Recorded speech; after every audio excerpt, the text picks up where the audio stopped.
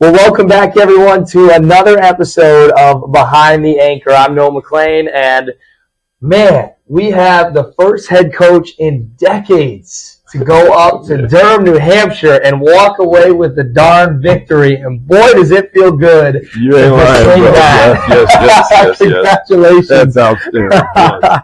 As we have a fantastic episode for all of you ahead of homecoming and alumni weekend this weekend. So we are very excited for that.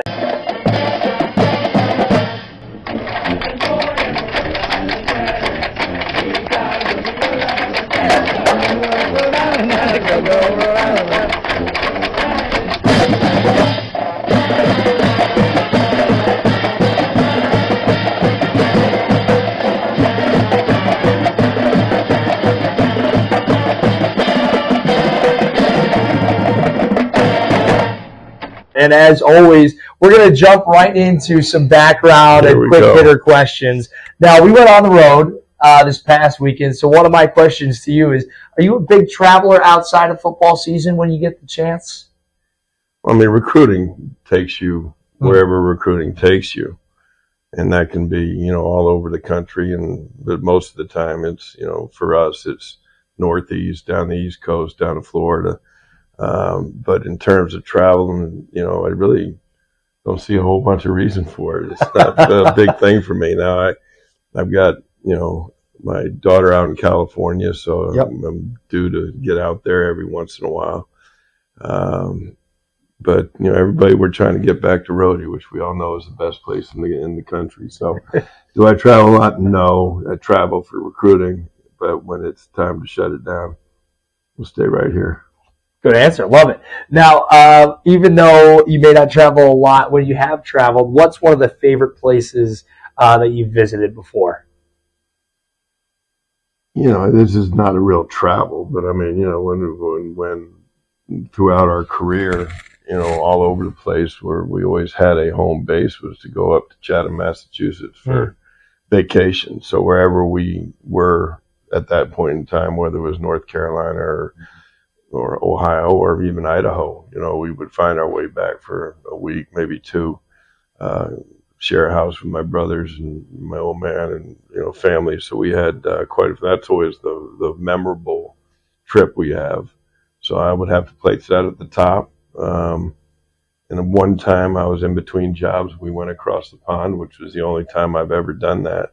And went to Italy and France, and the place there I thought was pretty cool was Positano, which was right there on the whatever sea that is. But that was a different experience and pretty cool. Beautiful out there. Yeah, France beautiful. and Italy are definitely two places that I would love to get out to.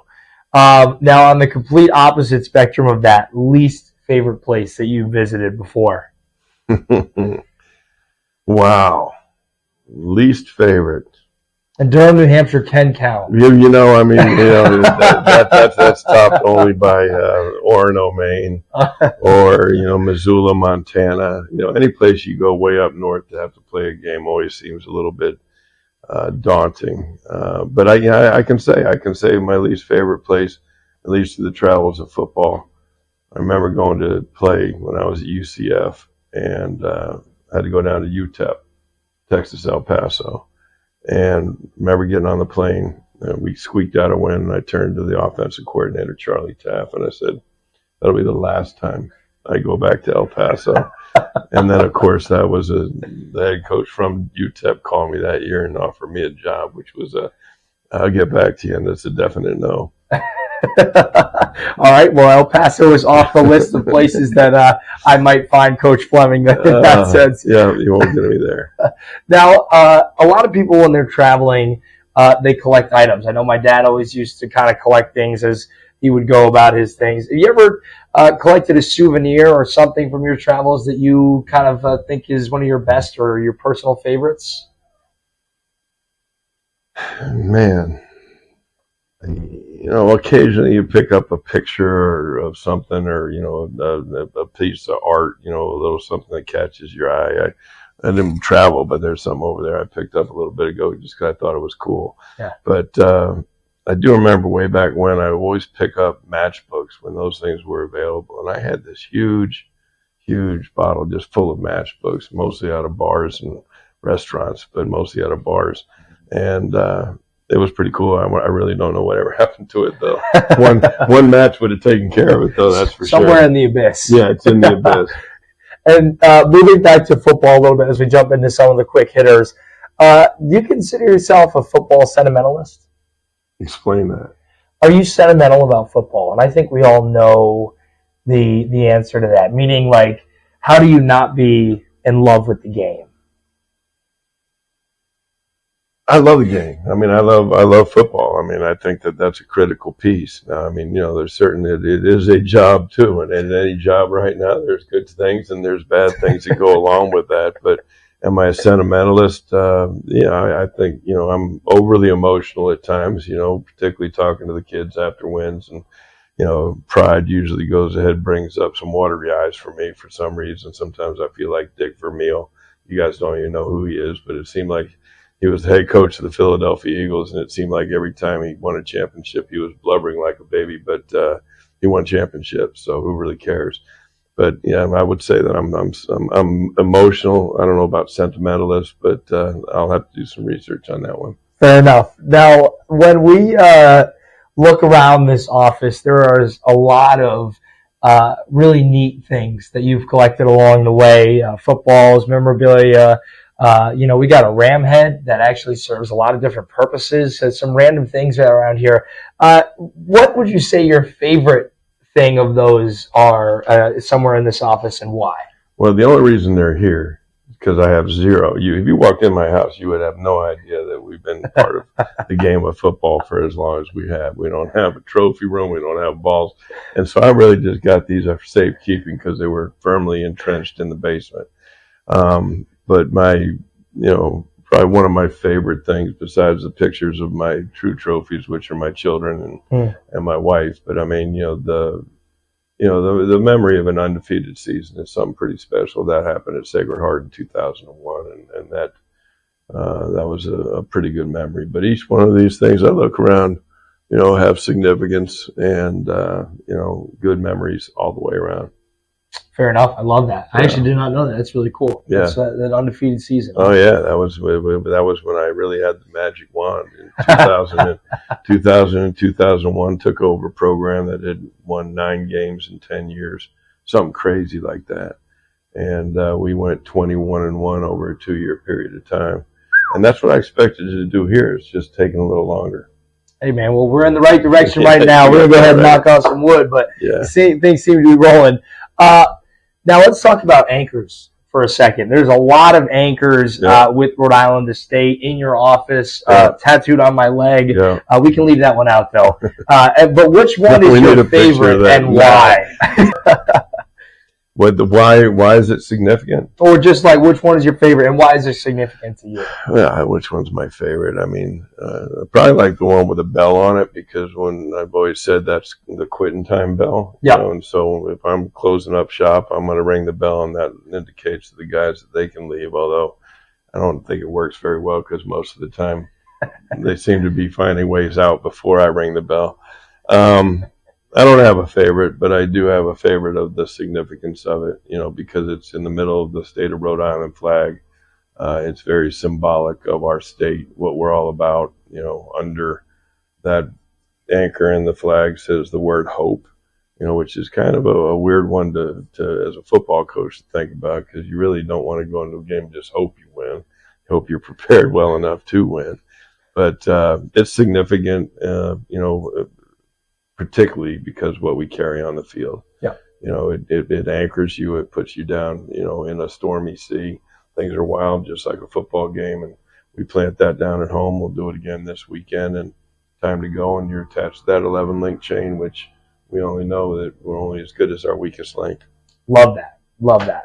Now, during training camp, you gave out coins to all your players. Talk about what they are, and we actually have one right here for everyone to look at. This is the coins that were given out to all of your different players.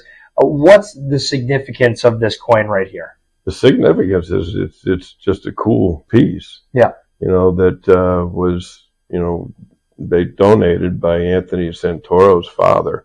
Anthony's a kid out of California. His father does those things. And as I did a little research on him, challenge coin for, hero industries. So, I mean, he gets them out for, people that are in the military and police departments and those kinds of things. And he made that out of the goodness of his heart, sent them over to us. And, it was very appropriate to go ahead and give that to the kids, their ownership in the program, something they can keep forever. Cool. Love it. Awesome. Yeah. And, now we move away from kind of some of the quick hitters and stuff, and man, we have some real awesome things to talk about. And first things first, I know we often do this, but congratulations on another big-time win, not only just for the season, but also to go up to New Hampshire and get a win for the first time in a long time. The first things, as a special teams solvent yourself, how awesome was it seeing just a whole bunch of things, whether it was the block punt, or the recovered fumble, return for a touchdown, a safety, everything like that. I mean, the block punt was a thing of beauty. Yeah. If you watched the game close enough, you saw the first time we went after it, and Moses was just this far away. And the second time, he went in there and absolutely swallowed the ball. Yeah. Great credit to Troy Gilmer. He's been with me every step of the way we've been in this program. I coached him when he was at University of Akron. He's one of my son's best friends. But he comes up with a scheme. We look at it together, and we tried to attack them in a way that they hadn't been attacked. And I think it created some confusion for them. We were fortunate enough to hit that when the time is right. And, sometimes you catch them, punt block, and it goes 10 yards or something. It's still a good play, but when it goes right into the end zone, we need to work on our recovery skills a little bit, because that was maybe the easiest touchdown that didn't turn into a touchdown. We look like one of those bloopers on NFL films, people kicking the ball all over the doggone place. But that was outstanding. Well executed play, well designed, and the touchdown on the muffed punt. I mean, that's an error. Yeah. We were obviously aware enough to jump on the football and, see it, but that's a straight error by, one kid. He ball sailed on him. He tried to catch it with his hands, went through his hands into the end zone. Yeah. Thank you very much. We've had our share of those types of things that go against you, but, that one was a big breath, because that was necessary points that we needed at that point in time. Now, when you talk about the confusion and some of the chaos that was created in that game, one thing that happened pretty early on was New Hampshire star quarterback Seth Morgan was out of the game pretty early in that one. I mean, what was your reaction to seeing him leave the game and have a new guy kind of come in? Well, I mean, I noticed it right away. I mean, the things that was their trademark coming into the game was their ability to get the ball out of his hand real quick. Tomlinson and McCormick, those two big receivers, their access routes, which is 10-yard out routes, were automatic. And there was a couple times they weren't really connecting. The quarterback was a little bit off. But when I don't think he pulled it that early. Maybe he did, and I missed it. But I know that Ricky wanted to just try to give a spark to see if they could get going. I don't, and that I didn't. I was happy, truthfully. You pull a quarterback out, they're struggling. I'm good, man. I felt that in the first quarter. I said, okay, we'll be okay in the pass game here. Let's stop the run. Yep. Now, when we talk about that defense as a whole and resulting of having a quarterback leave the game that he's been successful so far, defense was lights out. It continued to be just phenomenal. Halftime, my brother actually texted me. He said, "Hey, what's the score?" When I told him 3-2. He doesn't watch football that much, but he said, "Now, how the hell is it 3-2? How do you even score 2 points?" And I said, "Well, it's safety, blah, blah, blah." And he goes, right. "Well, wow. I mean, your defense just continues to do that." We've been talking, but the defense continues to showcase just effort, and until the last few minutes, didn't allow a single touchdown until that last drive. But talk about how that was reflective again on the field on Saturday, and then how this defense will just continue to grow on such a powerful start to their season. Well, they've got great belief. They've got great chemistry on that side of the ball. They're playing extremely well together. And they're physical. They dig playing. They like to get together and like to put the ball down and let's go. Yep. Let's go battle. So I think their fundamentals are good. We tackle well. We're in the right place most of the time. Balls that do get caught are tackled immediately, and that's the game. And that's what you hope to see all the time. Now, you come into a game on the road and you're able to hold a team to 0.8 rushing yard, 0.8 per carry in terms of the run game. Hold them to less than 250 yards total right now with a team that's very explosive and dynamic. Great credit to Laurenti and the rest of the defensive staff, to put those kids in the right position, call a good game. But, there was so much backdrop to this game. AJ Pena comes in about sick and tired of hearing about their defensive ends, and we gave up 0 sacks, credit to our offensive line. And, you saw what AJ did, and I think we ended up with 4. Primrose got 1, AJ got a couple. There were some pressures. So it was a good day of the office defensively, and we needed it, and we're going to need it all the way through. Now, there was a moment, and I'm going to go off script here. I was on the sideline, fortunate enough to go down. But there was a moment where AJ got a sack, and he comes off to the field, and he went right up to you.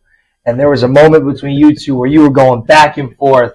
Full volume. I think everybody in that stadium could have heard the two of you going back and forth. I won't say all the things that were said in the interaction, but talk about what that meant to you and just a player like that to have him lead this defense and also just the relationship that you have. Well, I appreciate so much the way he comes to work. You talk about, a sentimentalist? That kid loves football. He loves to practice.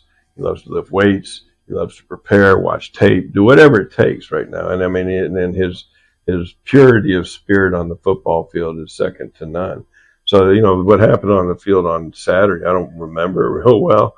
But, it's what happens during the course of the week, It happens in the locker room after games. We just kind of get in each other's face and start, And I think that's what that one was. But, he's a very good player, and he's a great kid. And his passion is, it's contagious. Yeah. And keep on watching him develop and go. And we got some time with him.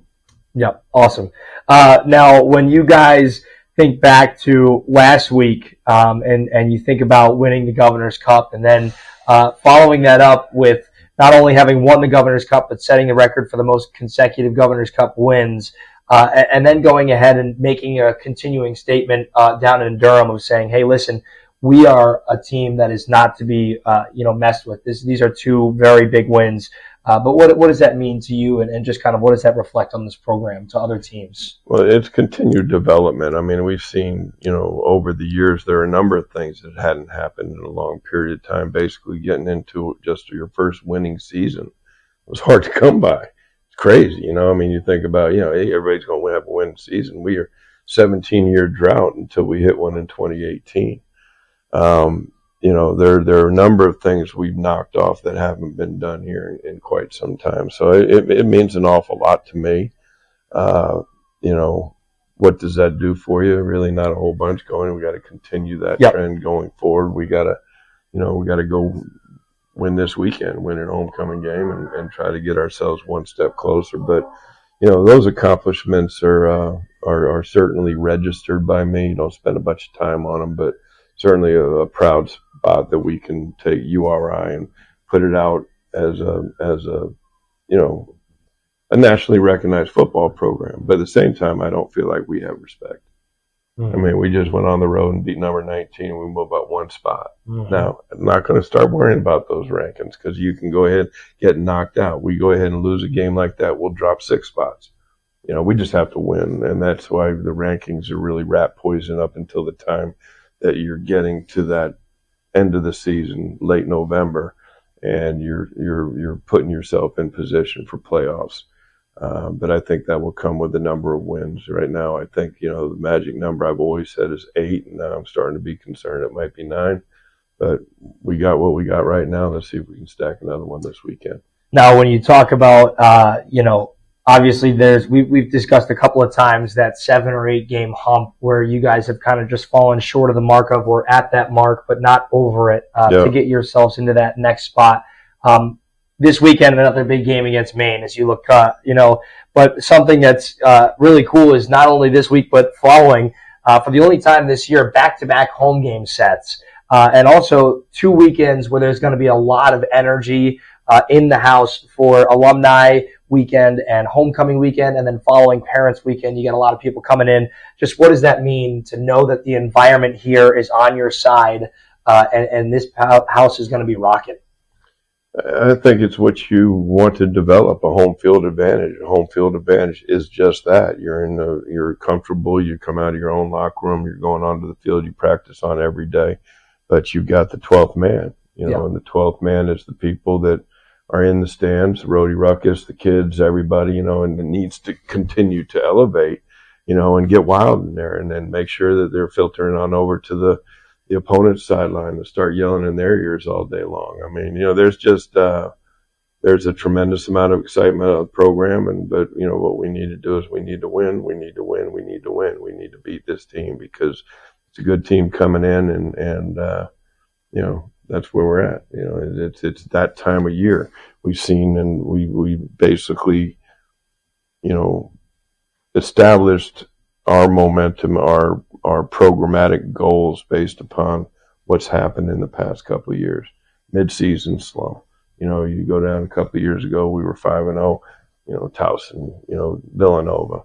And we've gotten by the first step. Now we got 2 more big steps to take at home. Couldn't be happier to be at home, but you got 2 Bears. You got Maine, then you got Monmouth. You know what we got. Yeah. It don't get any easier. No, it does not. No. And when you think about, this coming weekend here, how does the just environment and atmosphere for homecoming? Obviously, there's going to be a lot of alumni from this organization that come back and want to see this team and are excited. Also, there's a lot of buzz right now around campus on social media about what this team has been able to do and the culture surrounding it. But how does this kind of differentiate itself from other games and not just be any other game? Well, yeah. All right. Take the fact that, we're trying to win a conference championship and have to play a very tough Maine game coming off a big victory at Villanova. All right. What does homecoming mean? Homecoming means that you got people that are coming home to a school that they haven't visited for a year or maybe even more. They're coming back with a heightened level of expectation on what the football team is supposed to do and how they're supposed to perform. There's an incredible impact on the campus community with homecoming.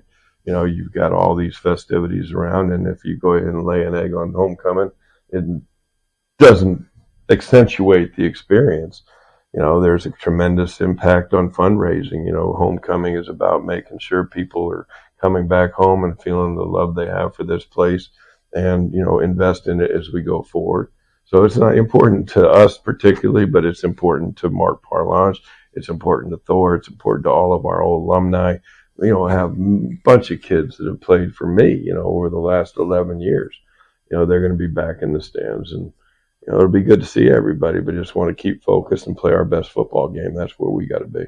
Now, every game is a game where you go out with the mentality of, we got to win this game. But when you think about Maine and where they sit in the conference amongst those teams that maybe there's a little bit more of an edge, where does Maine kind of fall in that category of, we got to go out and beat this team? Well, I think that they're 4-3. I think that they're they're in position. You really in this conference, you just don't know how you can be 4-3. You're okay. Yeah.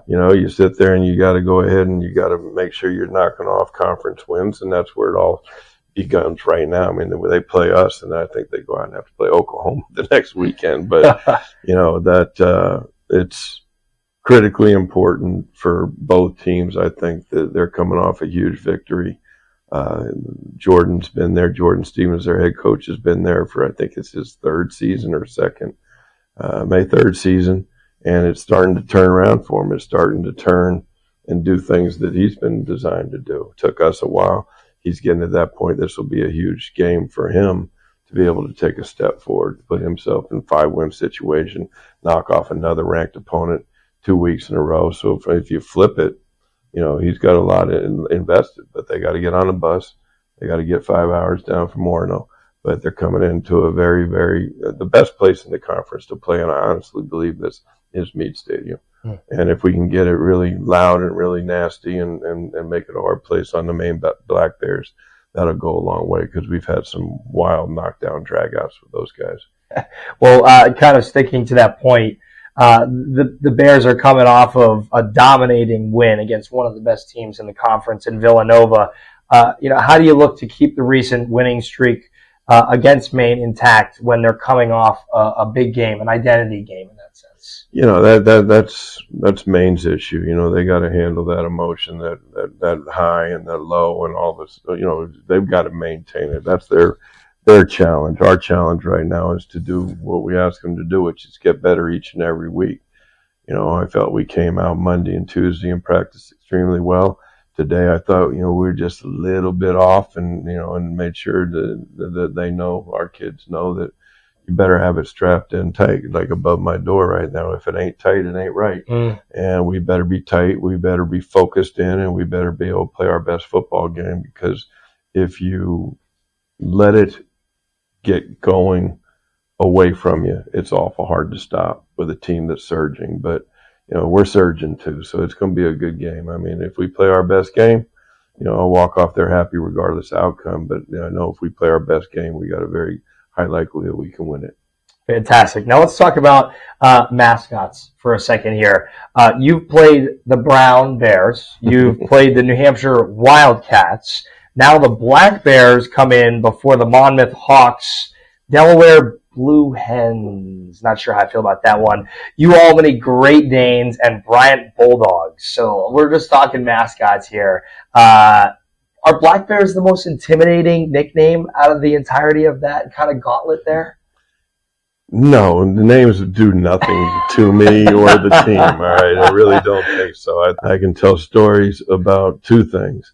One, out on the practice field when we went down and beat Delaware a couple of years ago in an opener. We were out there, and there's a nest of ospreys out there. The ospreys squeak like little birds. And we were in inside drill, and I look up, and the osprey is 15 feet above the huddle. And he's got a little bird or some rodent in its claws, a little bird. And he was choking the life out of it, and he was making that squeaking sound. But I stopped practice and said, "Look, killing a blue hen." All right. So then that one worked out for us. And then the Great Danes, Great Danes was, I think when there was a point in time that the program turned, and that was a victory down at Albany. I remember what I said about the Great Danes that night before, which I can't share here, but it was an interesting day. It was the birth of Three More Feet, truthfully, down at Albany, and the Danes had something to do with it. We'll leave it at that. Yeah, leave it at that one.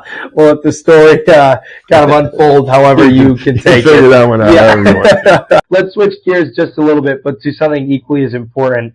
And let's talk about the Rhody Athletics Day of Giving. Yeah. And just touch on what is, first off, Rhody Athletic Challenge's annual Day of Giving. Well, we've all known, the university's Day of Giving has been the last 3 years in the fall. Administratively, they made a decision to move that to the spring, but we kept intact, the attraction of our fall sports, the beginning, our football season going well, basketball about to start, to have a Rhody Athletics Challenge, to allow all programs to try to be able to raise as much money as they can with some prize money that's tagged on. It's a great way for us to continue to keep our program in front of people and be able to, to outline what is necessary for us to be able to develop a championship level athletics program here. I mean, I'm in charge of football. That's what I'm caring about, and I do care about the other sports here. But, it takes an enormous amount of teamwork and finances to be able to fund what is necessary to do that, to be a championship level program. It's not just the t-shirts and the socks and the uniforms, which are expensive and prices are going up. It's what we have to do for the video systems, electronics. Yep. Just look at everything you want to enhance the student athlete's experience. is critical that we get the funding through donations to be able to do that. We took a break, a team building exercise, to go out to Topgolf. It costs you $12,000. I mean, that's not budgeted for, but it's the goodwill of the people that appreciate what we're doing and have enough to be able to fund those things that help keep the boat afloat. And if you're really looking at future development of our program, there will need to be significantly more contributions, and tomorrow's an opportunity to do that. Just look at the success that we've had since we made the biggest investment in Rhode Island football, in my mind, since I've been here for sure. Turf and Lights. Yep. Once Turf and Lights went in, it seems like things have kind of started to ratchet up a little bit. And, now it's our responsibility to play that way and continue to build things. We've got 2 incredible practice fields. We've got the stadium, which I think is going to continue to get spruced up. We've got to redo our locker room. It's been 40 years old, and it's worn down. I've got bigger ideas about, places to practice, but I mean, we'll wait for another day to talk about that. But I still got a lot of visions what I'd like to see happen here, because I do believe this place can be the best place, certainly in New England, if not the country, with some more investment. Awesome. And for those who, again, how can our fans join the Friends of Football family by donating? So how can they kind of go about that? Well, look at your social media. We're blasting out as much as we can. There's a website, alumni.uri.edu/RAC. So that's the site that you can go to, but we will also provide a link right here on the video to make sure that you guys can go directly. If you're watching this and you want to donate, any donation is helpful. Anything helps. And again, to all of the things that Coach just touched on, a heck of a lot more, all of that goes directly to supporting what's happening right now and for the future. And truth be told, we've won that thing every year. Yep. Put some bigs there. There's a lot of people out there, but if you are interested, there's plenty of ways to get involved with our program. And seriously, what we'd really love to have is not only, your money, but I mean, if you want to get involved in the 129 club, because we're the 129th team of football here in Rhode Island. Next year it'll be 130 years. I mean, and then it's all, so on and so forth. We can find ways there, but what we just need is your information. I sent out a letter to a mass email blast to whatever I have. Some of them are going into spam somewhere, and the rest of it. It was a pretty good letter, but my point is that if you want to be connected with URI football, we need an email address, and we'll blast you with a bunch of information, inside information. If you get into the 129 club, you're going to get a weekly newsletter, you're going to get a hat, you're going to get some giveaway stuff. So there's plenty of ways to get involved, and we'd love to have as many people, new people, come into the program. Bring a friend, bring 2 friends. Let's build this thing. Well, we talked about that culture and everything that comes with it, so thank you so much. Again, one more time, alumni.uri.edu/RAC. Again, it'll be linked right here. For the first time, a special guest, Coach Flanagan. Coach, thank you so much for joining us. Awesome. Well, Coach, first off, congratulations on a big win down at UNH this past weekend. Unbelievable atmosphere, environment, and a big win, of course. Just talk a little bit about what that environment was like for you and your squad. Yeah, it was a special win for us as a program. It's been a long time since we were able to go up there and get the win, so our guys were prepared. They were ready for it. UNH is a really tough team, especially up there at home on their homecoming, so that was a big one to go get. Now let's jump right into things.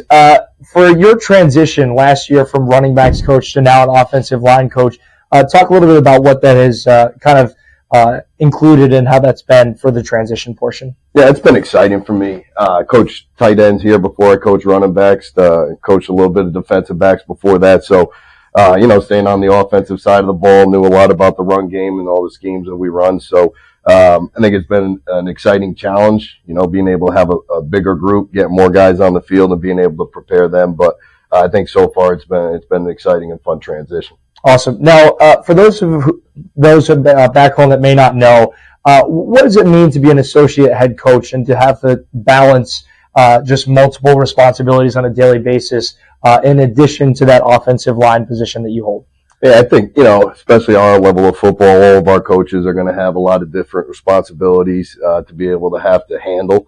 Associate head coach is really just, as far as all the other assistants, same thing. You're trying to support the head coach, trying to support the program, trying to support the players the best you can. So, I don't think it doesn't change too much about what I do day to day with the offensive line, but, being around the players and being involved with them, their parents, and recruiting is an important piece of that. Now, another thing that folks back home may not know that watch this is you actually were a running back in your day at St. Anselm College. Looking back on that, on your playing career, how would you say that kind of moved you into your coaching career and helped you prepare for that sense? Yeah, I think, always kind of had the itch of once I was done playing that maybe I wanted to be a coach from a young age.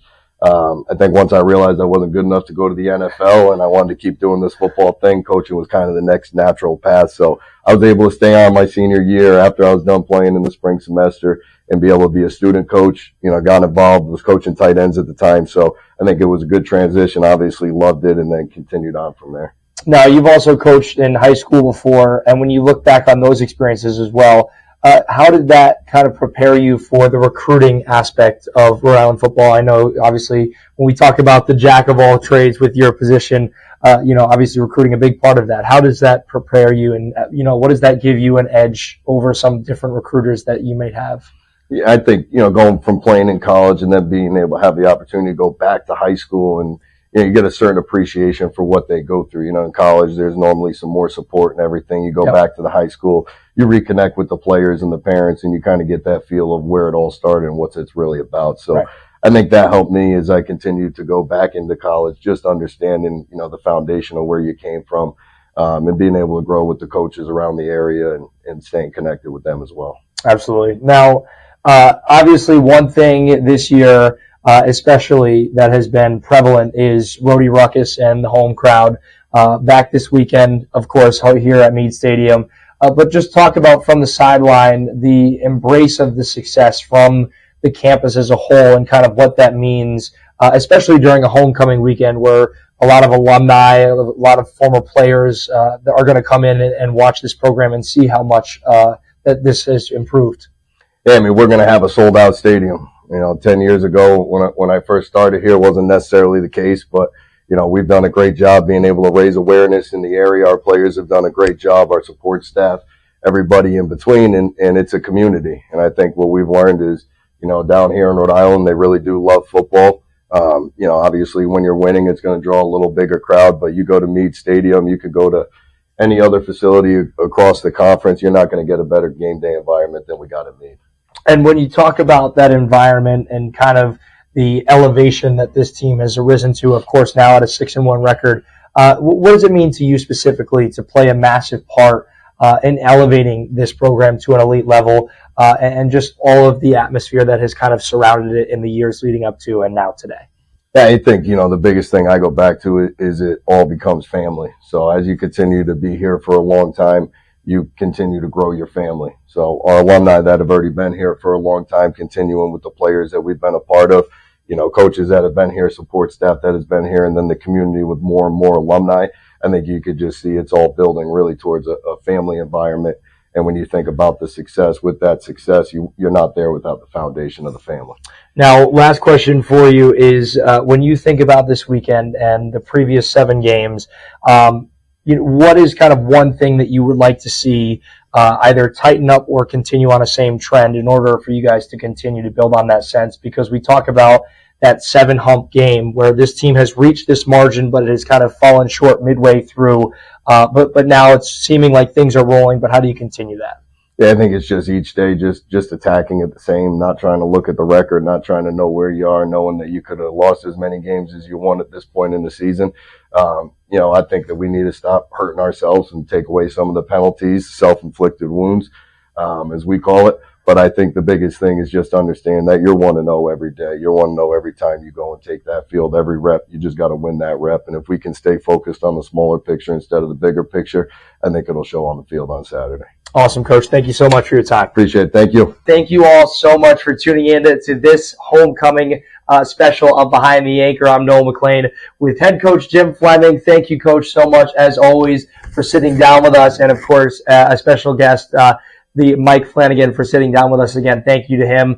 And also, before we exit today's episode, we would like to remind you that this Saturday, ahead of the game, there will be Rhody Game Day Live. Make sure you guys come down. I promise you won't only have to listen to me talk and ramble on about football, but the man, the myth, the legend right here will be sitting down with us live. So make sure you come out. That'll be at just outside of Tutel Gymnasium, and make sure that you are here. Music, food, and a heck of a lot more. All of that on Rhody Football Game Day. But for now, this has been another episode of Behind the Anchor.